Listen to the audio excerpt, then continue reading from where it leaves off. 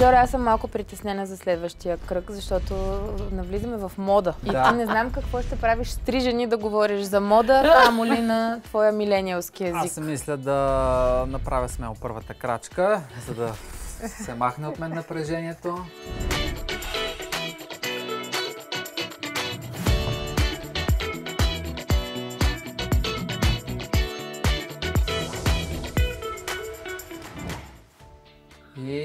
Много е готино твоето. Стил на обличане, който е в изцяло черно, тъжно, минорно настроение, грим. Черен, много черен. Емо. Да, браво! Знаеш, браво! Най-обичам така да ме изненадват. Да.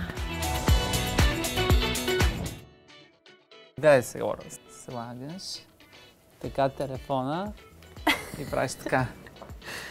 Фит чек. Абсолютно съм гледал момичетата как го правят.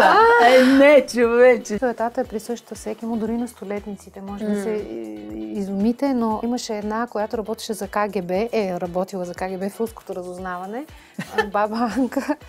Ама тя такава като войник, една с къса коса, много така правилна бабка. И по едно време вика: а ти сложи ли ми герданчето? О, сладка! Да.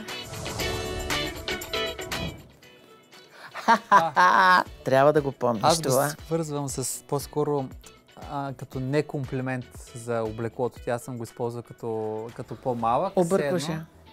Ти си с някакви торбести дрехи. Какво си ми ги облякал тея? Парцелана? Не. Турбалан? Това е част от облеклото в твоя район. В Родопите жените ходят. Шалвари? Да. Ти къде я прати? Моето действо не е шалвари. Някой с по-торбести дрехи. Какво си ги облякал тези шалвари? Че е някакъв широк панталон. Ага. Не, шалвари е това, което е долу в глезена хванато. Разбираш ли? Сластик. Това е сластик, да. Това е тип вид панталон. Да, ама турска и думата ма е турска. И думата мисля, че е турска. Мода. Оле! Баба ти е носила по-трокле да си само това. Комбинезон. Да.